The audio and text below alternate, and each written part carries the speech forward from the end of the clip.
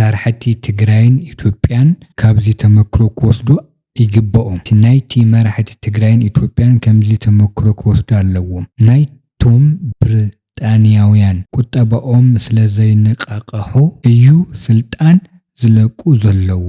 ናትና ግን ሰብ ዝበልዖ ኩናት ስለዛን ጸላለወና እዩ። ቀዳማይ ሚኒስትር ብሪጣንያ ኪር ስታርመር ካብ ስልጣኖም ክለቁ ምዃኖም ኣፍሊጦም። ቀዳማይ ሚኒስትር ብሪጣንያን መራሕቲ ፓርቲ ዕዮን ዝኾነ ኪር ስታርመር ካብ ስልጣኖም ክወርዱ ምዃኖም ብዕሊ ኣፍሊጦም። እዚ ውሳነ ዝተሰምዐ ካብ ኣባላት ገዛኢ ፓርቲ ዕዮን ሚኒስትር ኣብ ዝሓለፈ መዓልታት ዝለዓለ ፖለቲካዊ ጸቕጢ እናተገበረሎም ድሕሪ መጽናሖም እዩ።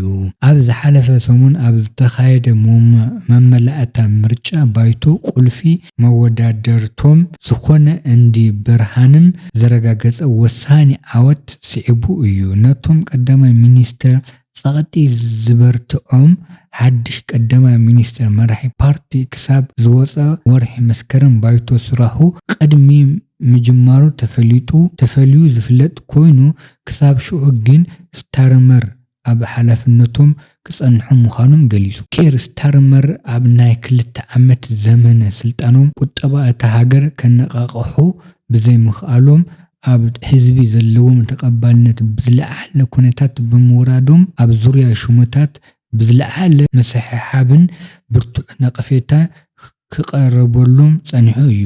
ስልጣኖም መልቃቆም ድማ ብሪጣንያ ኣብ ዝሓለፈ 10 ዓመታት ውሽጢ ሸውዓይ ቀዳማይ ሚኒስትር ክትተኣናግድ ይገብራ ኣሎ።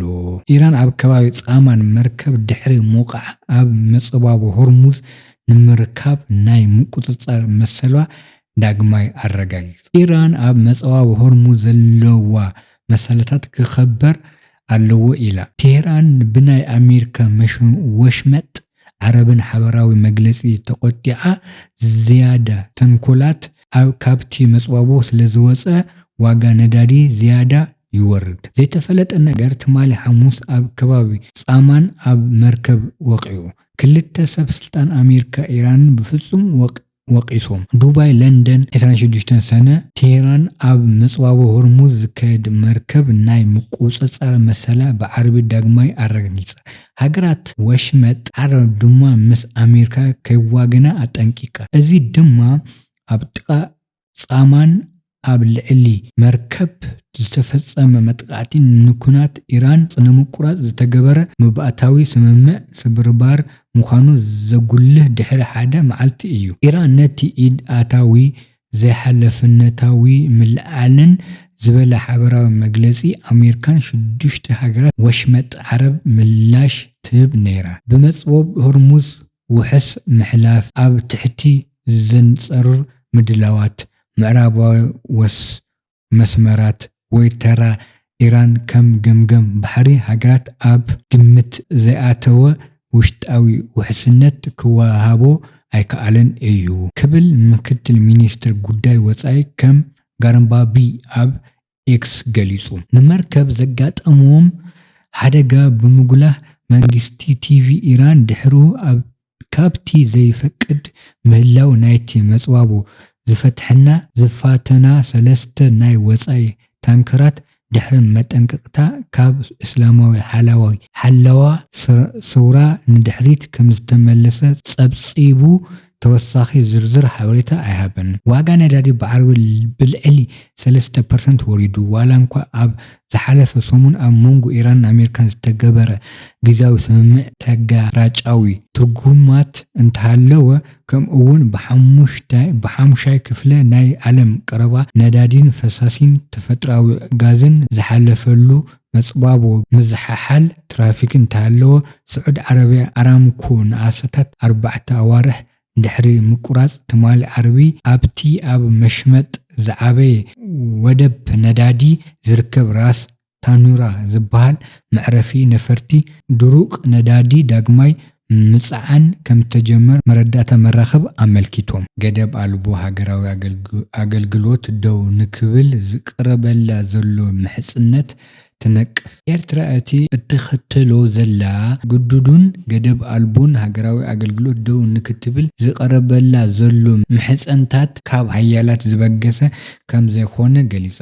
ሚኒስትር ዜና ኤርትራ አቶ የማነ ገብረ መስቀል ብ23 ሰነ 2026 ኣብ ማሕበራዊ መራኸቢ ኤክስ ኣብ ዘውፅኦ ጽሑፍ እቲ ስርዓት ህግደፍ ዝቐጸሎ ዘሎ ጉዱይን ገደብ አልቦን አገልግሎት ከበቅዕ ዝግበር ዘሎ ምህንጻጽ ነቲ ሃገር ንምስርጣይ ተመሃዘ ሓሳይ ፖሊሲታትን ዘንቆሎ ከም ዝኾነ አመልኪቱ። ብሰንኪ እቲ ምስ ኢትዮጵያን ዝረአይ ዘሎ ቀጻሊ ወጥሪ ኣባላት ሃገራዊ አገልግሎት ንምጥያስ ዝተወጠነ መደባት ክፍጽም ከም ዘይኽእል ዝሓበረ አቶ የማነ እቲ ዝቐረበ ጻውዒት ፖለቲካዊ ድራኻ ዘለዎ ነቲ ሃገር ንምድኻም ተደልየ ተዋሰቲ ዝጎስጎስዎ ዘለዎ ብምዃኑ ጠቒሱ።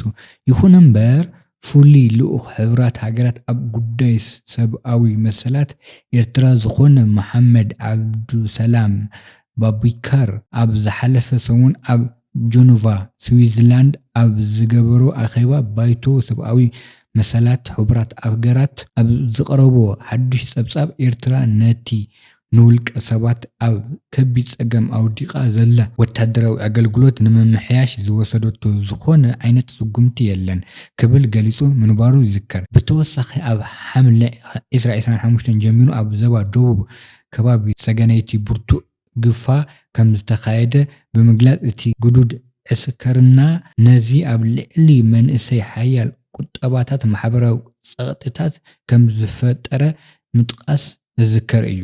ሰብ ስልጣን ኤርትራ ኣብ እቲ ፖሊሲ ብታሪካዊ መልክዑ ክርአይ ከም ዘለዎ እዮም ዝገምገሙ ዝምግቱ። መግለጺ ሚኒስትር ዜና ኤርትራ ከም ዘመልከቶ ሃገራዊ አገልግሎት ብመሰረት ኣብ 1994 ዝወፀ ኣዋጅ ን18 ኣዋርሕ ዝጸንሐ እኳ እንተነበረ ብሰንኪ እቲ ኣብ 1998 ዝወልዐ ናይ ወራር ኩናት ክብል ዝገለጸ ምስ ኢትዮጵያ ዝነበረ ግጭትን ዘይተፈትሐ ዶባዊ ምስሓብን ዝተኣሳሰረ ቀጻሊ ስክፍታን ጸጥታን ገደብ አልቦ ኮይኑ ይቅጽል ኣሎ።